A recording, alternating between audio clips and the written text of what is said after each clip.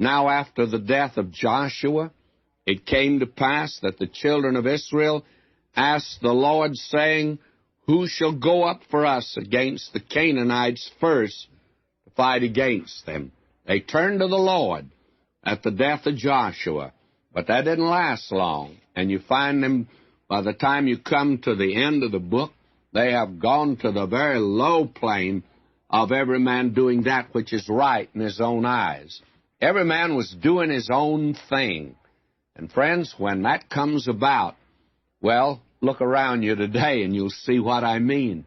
Why are we in such a low level as far as morality is concerned today? Well, because every man's doing that which is right in his own eyes, and there's no lofty purpose or lofty goal in view. Now, this actually should have been a period of glowing progress and success, but it was a dark day, actually, of repeated failure. You see, the children of Israel entered the land of promise with high hopes and exuberant expectation. And you'd expect these people who were delivered out of Egypt, led through the wilderness, and brought into the land with such demonstration of God's power and direction to attain a high level of living and victory in the land. But such was not the case. They failed ignobly and suffered miserable defeat after defeat.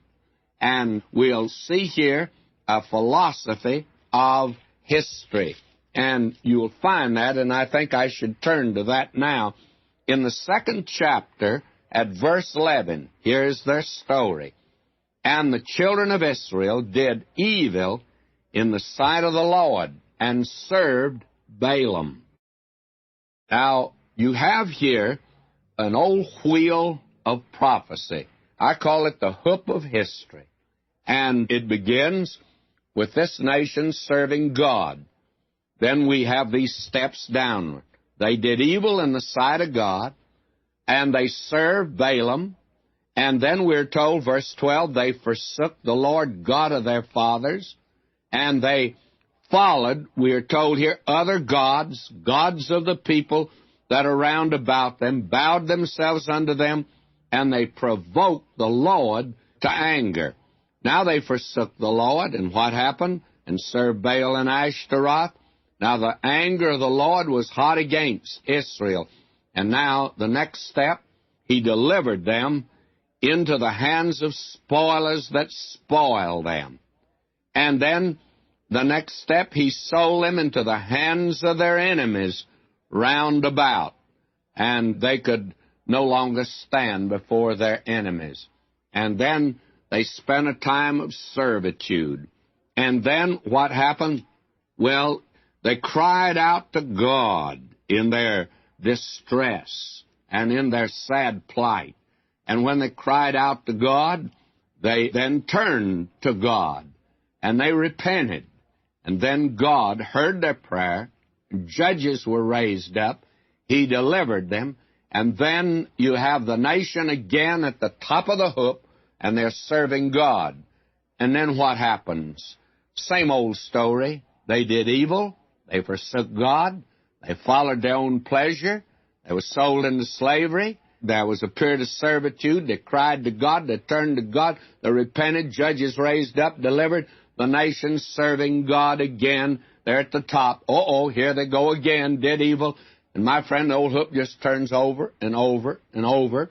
And you can follow right through the Bible, that hoop. And it's true today. The old bromide, history repeats itself, friends, is true. It's absolutely true. And this is the cycle of history that we're looking at. That's the reason we call this a philosophy of history. Now, when you get over to the book of Isaiah, we're going to find again that book opens with God giving this philosophy of history. And the way Isaiah puts it is quite interesting. He starts off again that there are 3 steps that every nation makes that goes down the drain.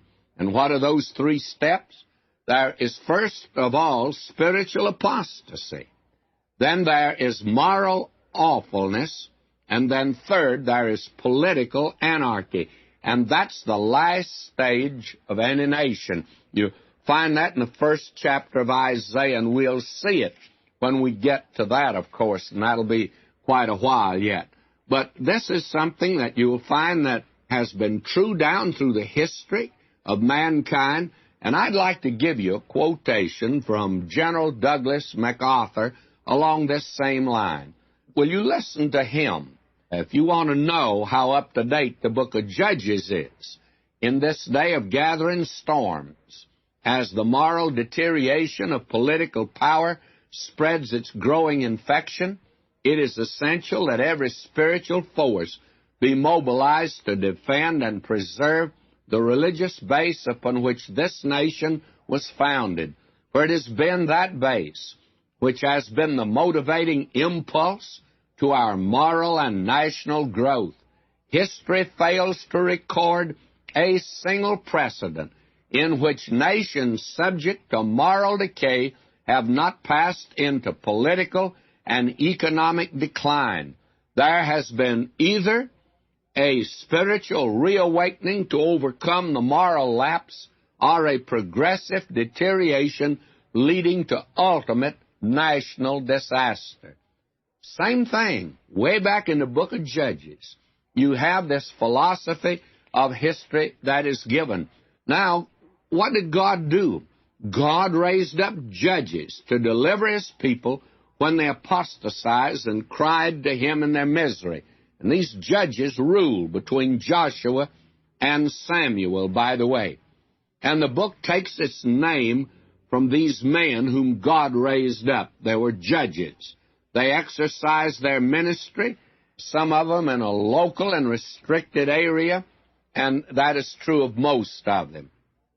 But all the judges were themselves limited in their capabilities. In fact, each one seemed to have some defect and handicap which was not a hindrance, but became a positive asset under the sovereign direction of God.